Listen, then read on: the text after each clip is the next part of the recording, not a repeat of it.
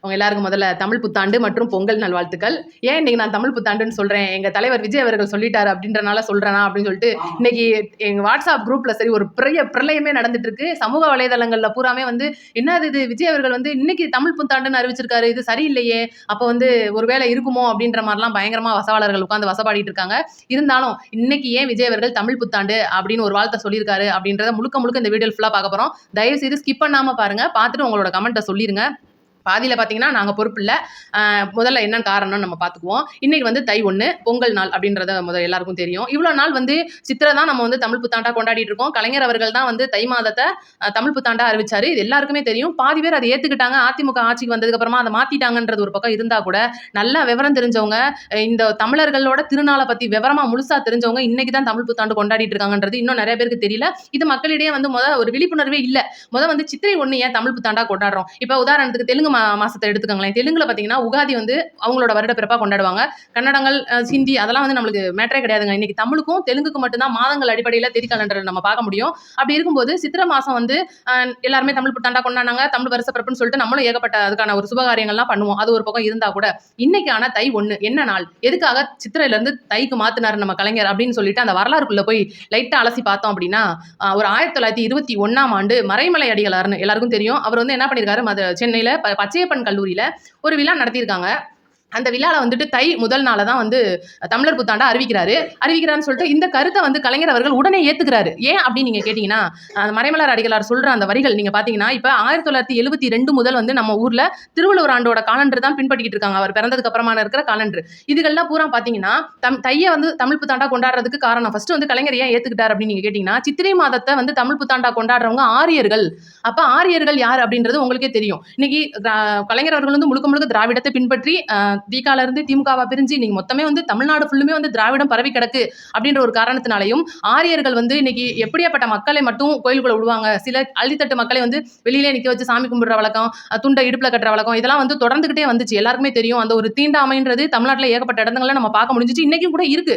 அப்படி ஒரு இடத்துல ஆரியர்கள் கொண்டாடின அந்த சித்திரை மாதத்தை நம்ம ஏன் தமிழ் புத்தாண்டா கொண்டாடணும்? தமிழ் புத்தாண்டு இப்ப நீங்க எல்லாருமே சொல்லிருக்கலாம். ஒரு இப்ப அரசியல்வாதியில எடுத்துக்கோங்களேன், கூட்டணி யாரோட நம்ம பிரேமலதா எடுத்துக்கோங்க, ஓபிஎஸ் எடுத்துக்கோங்க, என்ன சொல்றாங்க, தை பிறந்தால் வழி பிறக்கும். அப்ப பொறுங்க, யார் கேட்டாலுமே இந்த ஒரு வார்த்தை வரும், தை பிறந்தா வழி பிறந்துரும்பா அப்படின்னு சொல்லிட்டு. அப்ப அந்த ஒரு காரணங்கள் வரும்போது அந்த தை பிறந்த முதல் நாளே தமிழர் திருநாளா கொண்டாடணும்னு மறைமலை அடிகள் சொன்னதை கலைஞர் அவர்கள் ஏத்துக்கிட்டாரு. இதுதான் வந்து அந்த ஆரியத்தை எதிர்த்தோம் அப்படின்றதுக்கான காரணமும் அந்த தை வந்து இன்னைக்கு தமிழர்களுக்கான ஒரு நல்ல நாளாகவும் தமிழர் திருநாளாகவும் கொண்டாடுறதுக்கு தை நல்ல ஒரு நாள். அப்ப தமிழர் புத்தாண்டு தை தான் அப்படின்னு சொல்லிட்டு முடிவெடுத்தாங்க. இது 1972 இருந்து தேதி கலண்டர்லையும் பின்பற்றிட்டு வர்றாங்க. இதை நிறைய பேர் அரசியல் ஆக்குறதுக்காக வந்து இன்னைக்கு கலைஞர் சொல்லிட்டா அதுக்காக நாங்க வந்து இவ்வளவு நாள் நாங்க கொண்டாட முடியுமா அப்படின்னு சொல்லிட்டு நிறைய பேர் யோசிக்கிறாங்க. இருந்தா கூட அதிமுக காலங்கள்லாம் வந்து மாத்தினாங்க. அதெல்லாம் கிடையாதுங்க, சித்திரை தான் அப்படின்னு சொல்லிட்டு மாத்தினாங்க. அதுக்கெல்லாம் வேலை இல்லை. இன்னைக்கு விஜய் அவர்கள் சொன்ன அந்த ஒரு வார்த்தை தமிழ் புத்தாண்டு இவ்வளவு நாள் வந்து அது பெரிய பேசு பொருளாம் கிடையாது. ஏன்னா விரும்பினவங்க எந்த வருஷம் வேணுமோ அந்த வருஷம் கொண்டாடிட்டு போயிட்டாங்க. இன்னைக்கு தமிழக வெற்றி கழகத்துல இருந்து தமிழக வெற்றி கழக தலைவர் விஜய் அவர்கள் பொங்கல் வாழ்த்து மற்றும் தமிழ் புத்தாண்டு வாழ்த்துன்னு சொல்லிட்டாருனே அப்படியே கடை போட்டு வடை சாப்பிட்டு வட்டமேசை மாநாடுலாம் போடுறவங்க பெரிய ஒரு பேசு பொருளாவே இதை வந்து ஆக்கிட்டாங்க. இதுக்கு முழுக்க முழுக்க காரணம் ஆரியர்கள் கொண்டாடின அந்த சித்திரை வேணாம் நமக்கு. நம்ம வந்து திராவிடர்களா திராவிட தமிழ்நாட்டில் இருக்கோம்.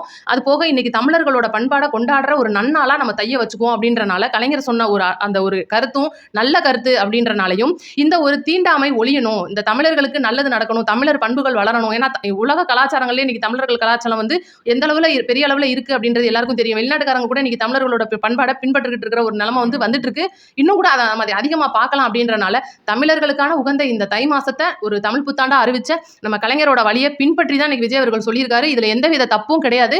இது நம்மளோட வாட்ஸ்அப் குரூப்ல பயங்கர ஒரு பிரளயமா போகுது. இது எப்படி நீங்க வந்து சொல்ல போச்சு தலைவர் ஏன் நீங்க என்னதான் நம்ம தலைவரா ஏத்துக்கிட்டா கூட அது எப்படிங்க வழக்கத்தை மாத்திக்க முடியுமா அப்படின்ற மாதிரிலாம் நிறைய பேர் பேசுறாங்க. முக்கியமான காரணம் இதுதான். நீங்க ஏத்துக்கிட்டா ஏத்துக்கங்க, ஏத்துக்கலாட்டி போங்க. ஏன்னா இது வந்து ஒரு எப்படி சொல்றது, இவ்வளவு நாள் நம்மளே எனக்கே வந்து நான் தெரிஞ்சிருச்சா அப்படின்னு சொல்லி கேட்டீங்கன்னா கிடையாது.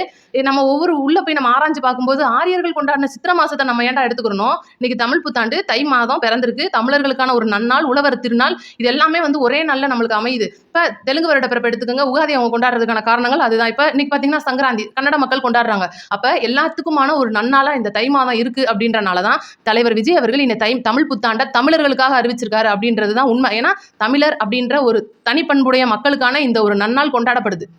இப்ப நம்ம தமிழர்ன்னு சொல்லிட்டு நாம் தமிழர் கட்சியிலேருந்து நம்ம சீமான் அண்ணன் ஓவரா சவுண்ட் விட்டு மைக் விடாம பேசுவாப்ல. இன்னைக்கு ஏன் அண்ணன் வந்து வாழ்த்து சொல்லல?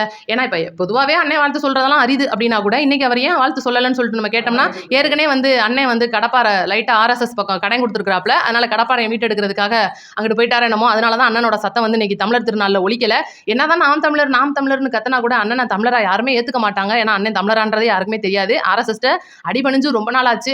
எங்களுக்கு அந்த ஆரியம் வேண்டாம், எங்களை வந்து ஒரு தீண்டாமையா பார்த்த அந்த ஆரியம் நாங்க ஒழிக்கணும் அப்படின்றனால எங்களுக்கு இன்னைக்கு தான் தமிழ் புத்தாண்டு எங்க தலைவர் சொல்லியிருக்காரு. அது போக இது வந்து எப்படி சொல்றது, ஒரு வரலாறுல மாத்திக்கிட்டு வந்த ஒரு வழக்கம். இன்னைக்கு தமிழர் புத்தாண்டா தலைவர் சொல்லிட்டாருன்னே நாங்க ஏத்துக்கிட்டோம் அப்படின்னு சொல்லிட்டு எங்களை அணில் குஞ்சுகள், தற்குறிகள், இன்னும் நீங்க என்னென்ன வேணாலும் வசப்பாடிக்காங்க, எங்களுக்கு அதை பத்தி கவலை இல்லை. எங்களுக்கான ஒரு வரலாறு மாற்றப்பட்டு விட்டது, வாகை சூடும் வரலாறு திரும்புகிறது.